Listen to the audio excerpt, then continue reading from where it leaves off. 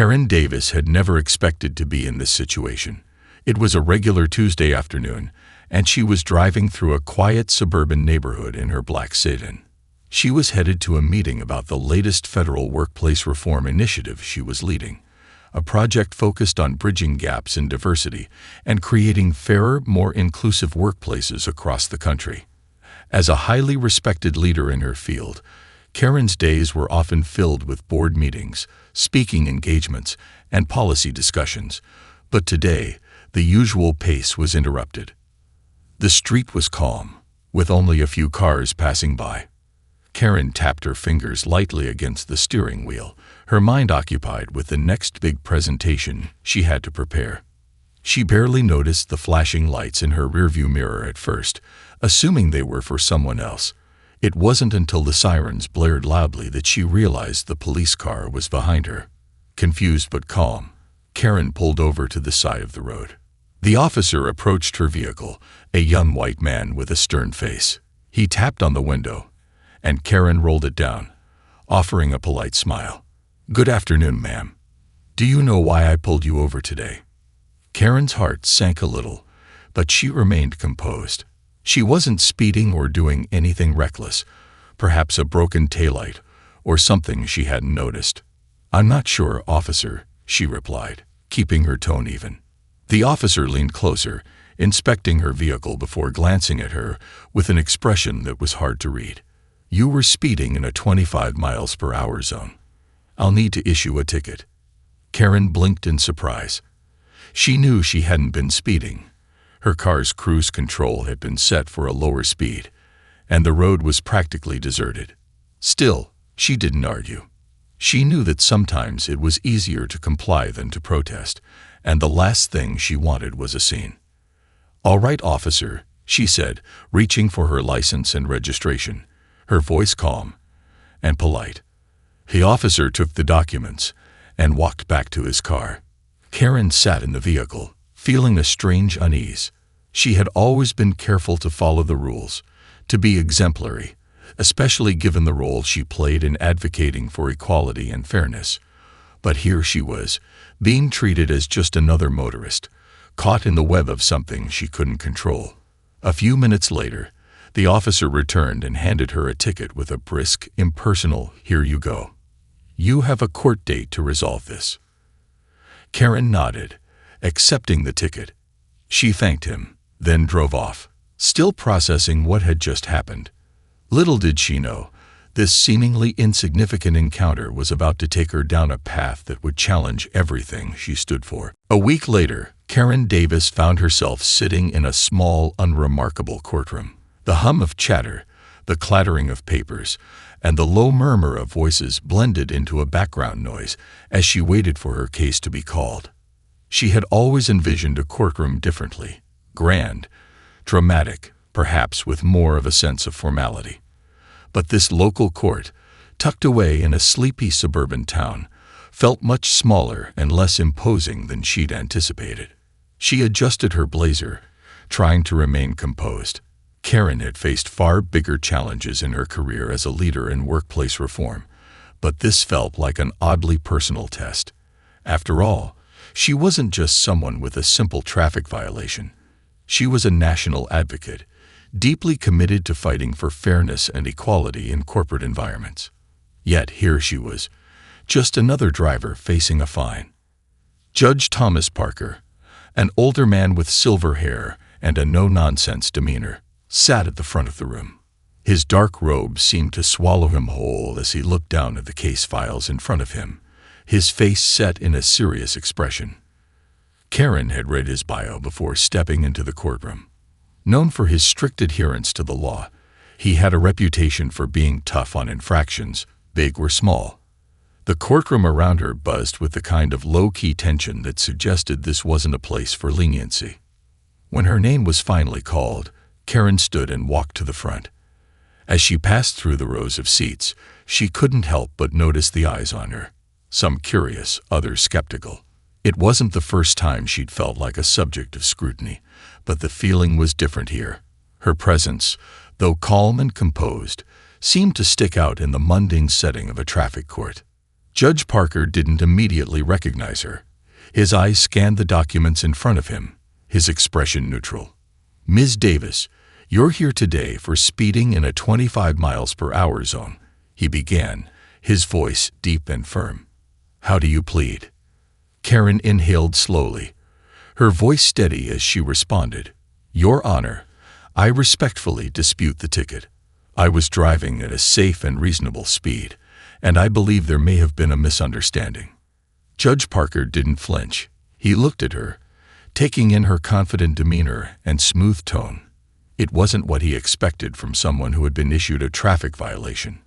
In his experience, people either admitted fault or offered excuses, but Karen wasn't doing either.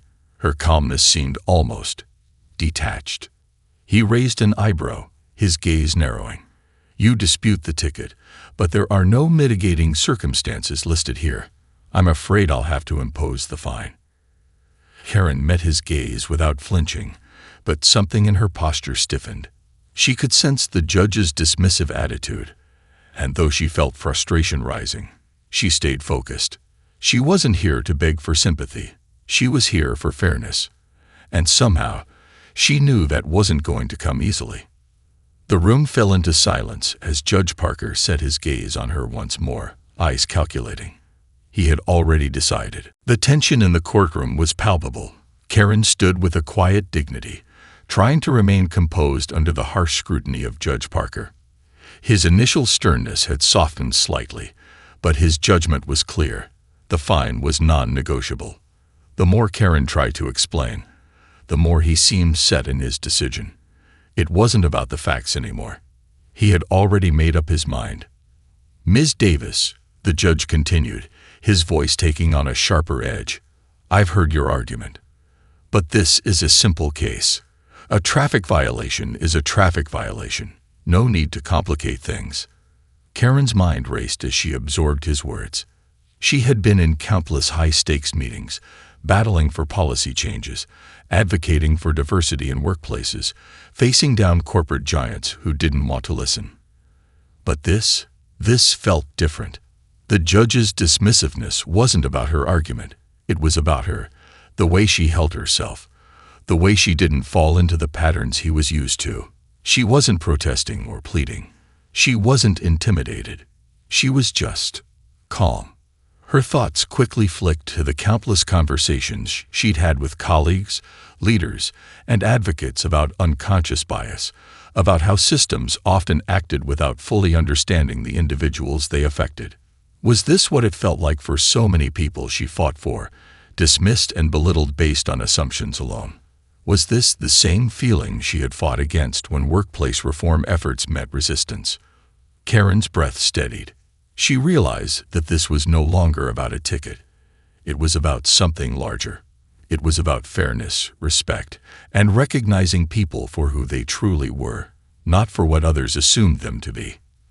But Judge Parker seemed unbothered by her thoughts. "You've been a model citizen, I assume," he said, his tone now dismissive, "but it doesn't change the fact that you broke the law. The fine stands at $250. Karen felt the weight of his words, but she didn't flinch. She wasn't about to give him the satisfaction of getting an emotional reaction out of her. She simply nodded. "Thank you, Your Honor," she replied evenly. "I'll make arrangements for payment." The judge glanced down at his papers and scribbled something in his notes, almost as if he were distracted. But Karen, though visibly calm, felt the tension in her shoulders. It wasn't just about the fine. It was about the quiet power dynamics in the room. He had already made his assumptions about her. The fine was a formality. It didn't matter who she was or what she represented. It only mattered how he saw her in this moment. But as the judge turned his attention back to his docket, Karen could feel the faint stirrings of something else. A change, perhaps a shift in the air. It was small, subtle, but she could sense it. The room, too, seemed to quieten, waiting for something more. As the courtroom settled into an uneasy silence, Karen couldn't shake the feeling that something was off. The judge's eyes had barely left his papers, and his rigid posture gave no sign that he was interested in hearing more. It was clear that he was prepared to end the case swiftly. But just as Karen thought the proceedings would come to a quick close, a quiet murmur erupted from the back of the room. The court clerk, a young woman in glasses, had her head buried in her computer screen, her fingers flying across the keyboard as she furiously typed something. She looked up, her face etched with surprise.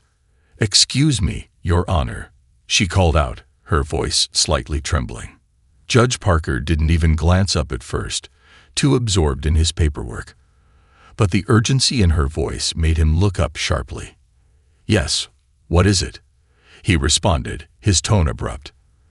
The clerk hesitated for a moment, then spoke again, this time louder. I think there's been a mistake, sir," she stammered. "This is Karen Davis, the Karen Davis from the Federal Workplace Reform Initiative." The words hit the air like a punch. The room froze.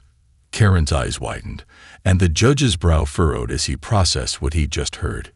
He'd been so quick to dismiss her that he hadn't thought to check her background. Now, the weight of the discovery began to sink in.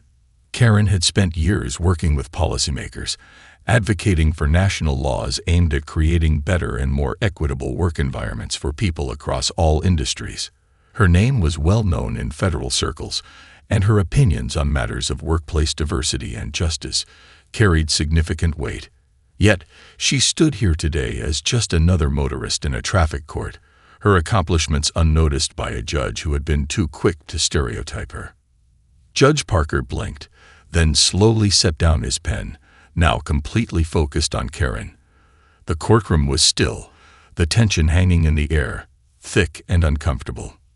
"Ms. Davis," Judge Parker said, his voice faltering slightly for the first time that day. "You're a federal leader?" He was searching for the right words, unsure of how to proceed. Karen's gaze remained steady, her expression unchanged. She didn't need to say anything. Her name was all that was needed to shift the balance of power in the room.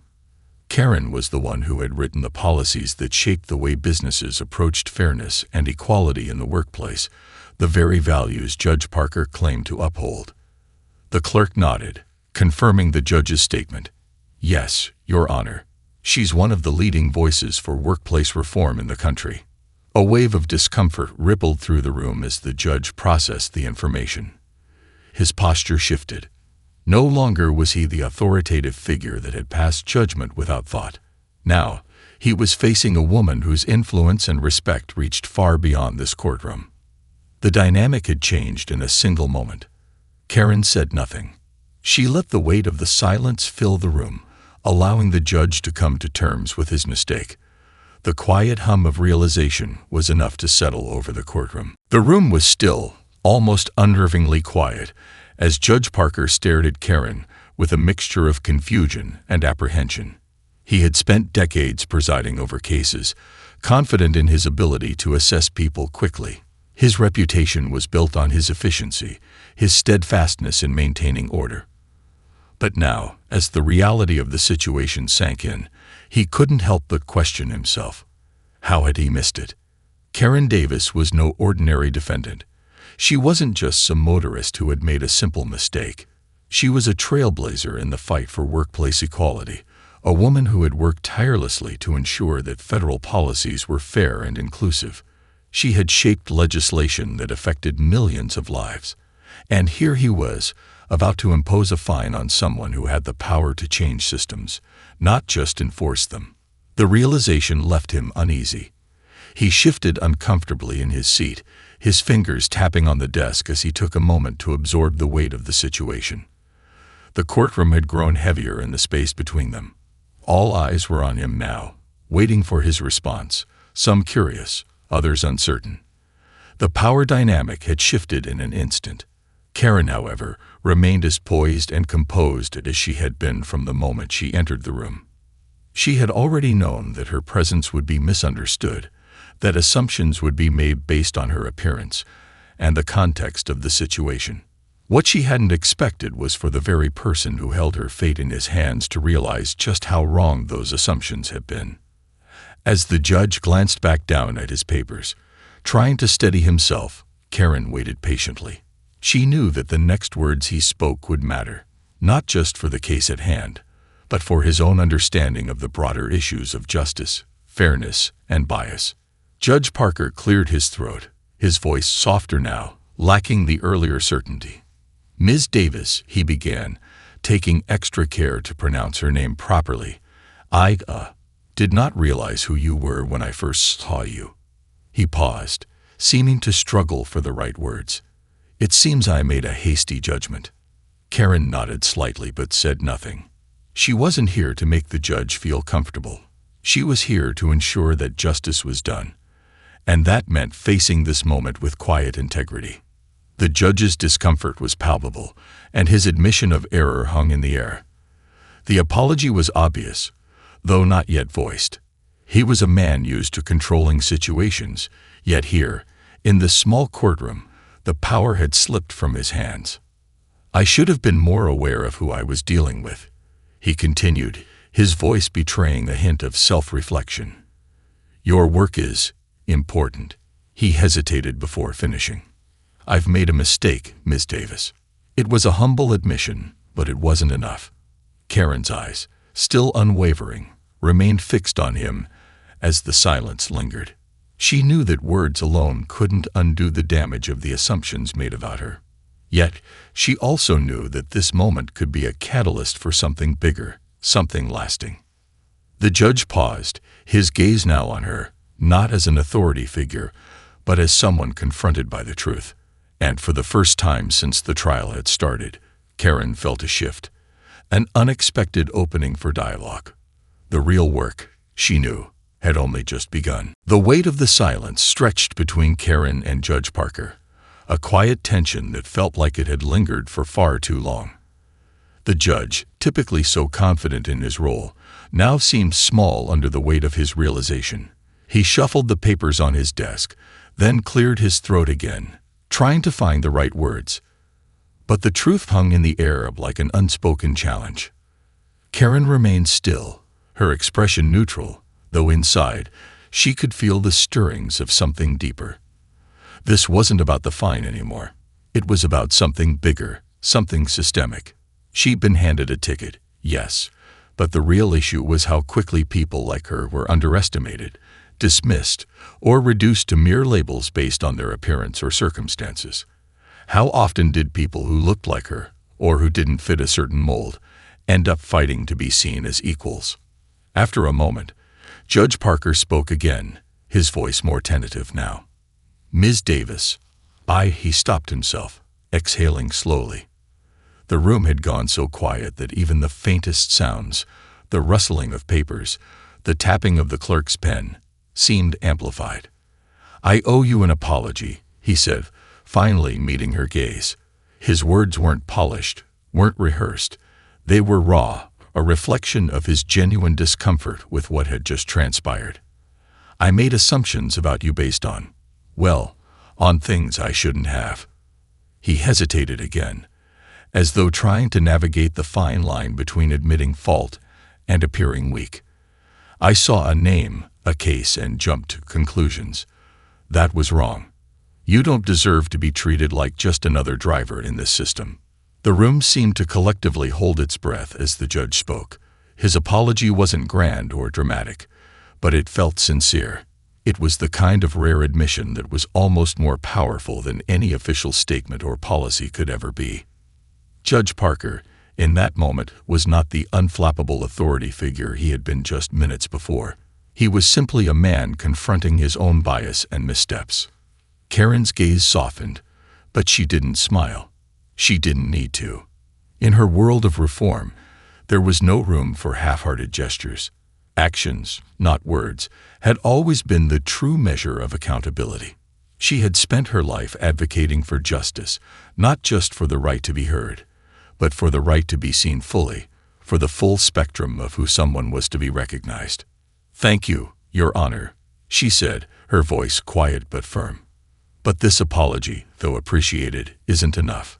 It's a start, yes, but there's more to be done, by all of us.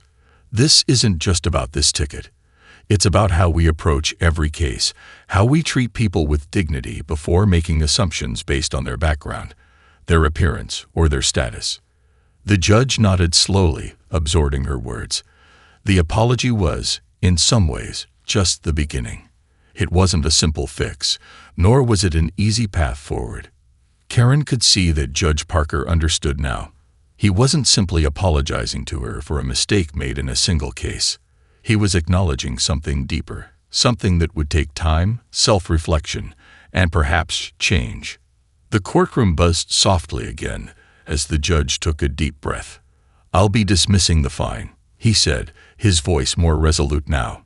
"No charge." As Judge Parker spoke the words Karen had hoped to hear, the room exhaled collectively.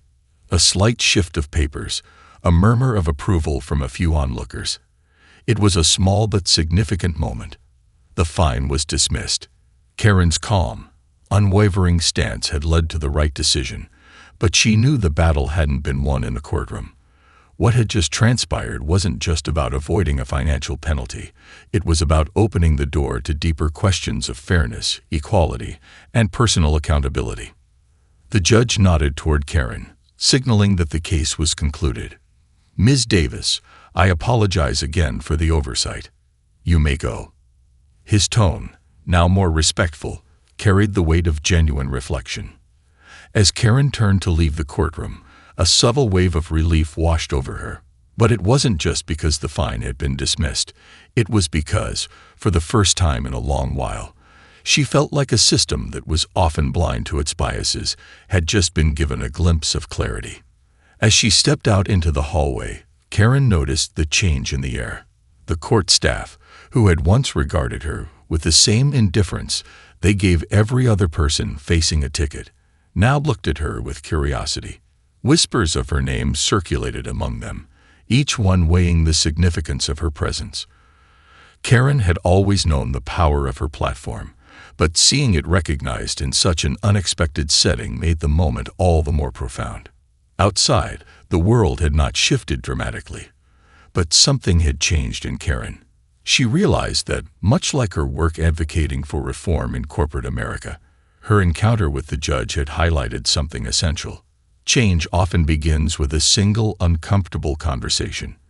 It might not always be immediate, but it was inevitable if people were willing to listen and confront their own assumptions. Her phone buzzed in her pocket, and Karen pulled it out to see several text messages from colleagues and allies congratulating her for the win. But it wasn't the applause that mattered to her. It was the message, the realization that the fight for fairness didn't have to be loud and disruptive every time. Sometimes it was as simple as standing your ground with dignity, even when the world seemed ready to dismiss you. But that wasn't all. As Karen walked toward her car, she noticed a familiar face standing by the door to the courthouse. It was Officer Matthews, the officer who had pulled her over just a week earlier. He had been one of the many who had silently witnessed the courtroom interaction, and as their eyes met, she saw something shift in his gaze. He nodded, a look of quiet acknowledgement passing between them. It wasn't much, just a simple gesture, but it meant something. Karen knew that her story, even in this small setting, was starting to spread. Whether it was the judge, the officer, or the court staff, people were beginning to see the real meaning of fairness, of justice. It wasn't enough for a single moment to change everything, but it was a start. And that, to Karen, was progress. She sat in her car and exhaled deeply, preparing herself for the next challenge, knowing that her role in this larger movement had just become even more significant. As Karen drove away from the courthouse, the reality of what had just happened began to sink in. The fine was gone, but the encounter had stirred something far deeper, a reminder that the work she had dedicated her life to wasn't just about policy or abstract principles. It was about shifting hearts and minds. It was about confronting biases in unexpected places and being willing to engage in uncomfortable conversations that could lead to lasting change. Over the following weeks, the story of Karen's encounter with Judge Parker slowly made its way through local news outlets and social media. Headlines in small-town papers and online platforms began to surface, highlighting the case of the federal workplace reform leader caught in a traffic violation and the unusual turn of events in the courtroom.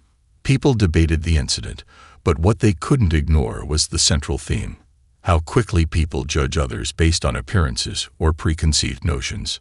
The story took on a life of its own. Karen didn't seek out the attention, but she was aware that this moment of public exposure was making waves.